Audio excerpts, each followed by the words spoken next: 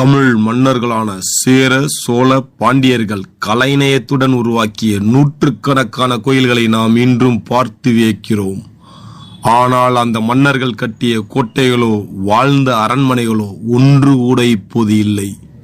மதுரையில் இருக்கின்ற திருமலை நாயக்கர் மஹாலில் கூட 1/3 மட்டுமே உள்ளது. தமிழ் நிலத்தை ஆண்ட மன்னர்கள் எப்படி வாழ்ந்தார்கள், எங்கே இருந்து ஆட்சி செய்தார்கள் என்பதற்கெல்லாம் சாட்சி சொல்லும் சரித்திர அடையாளமாக கம்பீரத்துடன் நிமிர்ந்து நிற்கிறது செஞ்சிக்கோட்டை.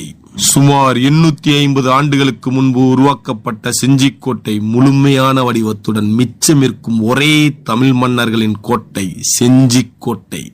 தர்பார் மண்டபம், அந்தப்புரம், படை வீடுகள், யானை மண்டபம், குதிரை லாயங்கள், மாட மாளிகைகள், கோயில்கள், தானிய களஞ்சியங்கள், ஆலயங்கள், உடற்பயிற்சி கூடம், பீரங்கி. தென்னிந்தியாவிலே மிகப்பெரிய கோட்டை. 12 கிலோமீட்டர் வரைக்கும் இந்த கோட்டைக்கு பாதுகாப்புக்காக மதில் சுவரும் அமைச்சிருக்காங்க. எளிதில் எவராலும் உட்புக முடியாத கோட்டை என போற்றியும் புகழ்ந்திருக்காங்க இந்த கோட்டையை. அந்த கோட்டை செஞ்சிக்கோட்டை தாங்க. இயற்கையாக அமைந்த 3 மலைக்குன்றுகளை உள்ளடக்கி இந்த கோட்டையை கட்டி எழுப்பியிருக்காங்க. நீங்க செஞ்சிக்கோட்டைக்கு போனீங்கன்னா இங்க என்னென்ன பிளேசஸ் பார்க்கலாம்ன்றத நம்ம பார்க்க போறோம்.